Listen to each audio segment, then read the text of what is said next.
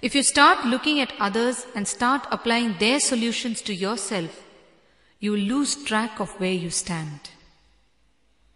A small story.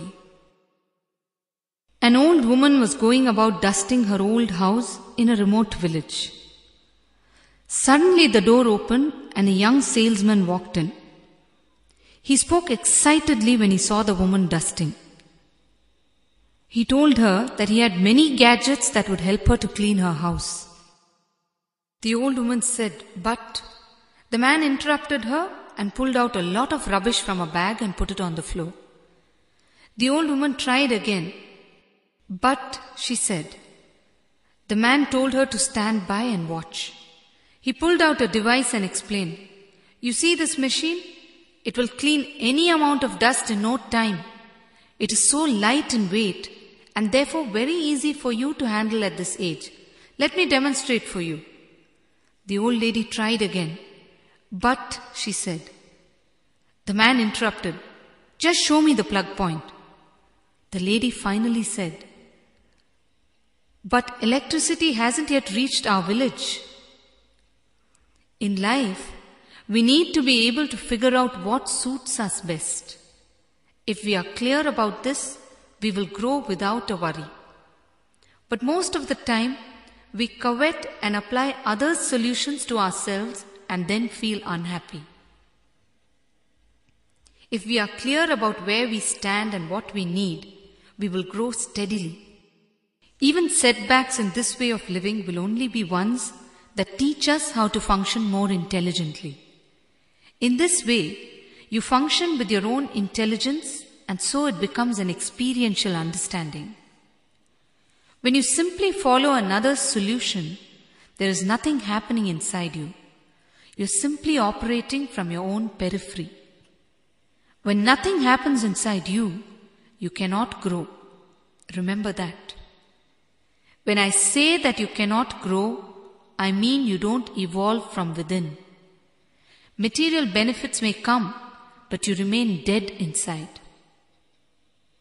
And remember one thing, only when you grow from within, you are really growing. Don't get dangerously caught in the outer world races. Just see them as mere play and play them well. Material benefits are needed for survival, but all these should remain in the periphery. Your inner core should grow steadily. It is this that will guide you in your play outside. When you learn to tap your own intelligence, you will see how irrelevant it becomes to be looking at another's progress or activities.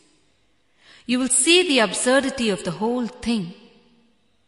As your intelligence grows, you will understand that each one has to run his own race and not against each other. The real race is towards discovering your infinite intelligence. Where is the scope for comparison to come in? The process of discovering your infinite intelligence is what life is all about. That is why I always say, life is the path and not any goal. As your intelligence grows, you will become more joyful and you will be able to play the game of life more effectively. So stop comparing and start discovering. Start discovering the source of your real growth. The Vishuddhi Chakra is the seat of higher creativity. When the energy of this chakra is unlocked, you will see that a tremendous flow of creativity becomes available to you. When you change the quality of your being, naturally the quality of your doing also changes. Whatever you do with greater efficiency, greater creativity. As a result, the quality of your having also changes. You will be happy with whatever comes your way, and you will see that material wealth and success flows towards you naturally. So drop comparison and return to your being and discover eternal bliss or Nityananda. It is time now for us to enter into the meditation technique for the Vishuddhi Chakra. This technique is called the Shakti Sagar meditation. It will make you understand experientially how you can harness the tremendous energy source that is available to you through the Vishuddhi Chakra.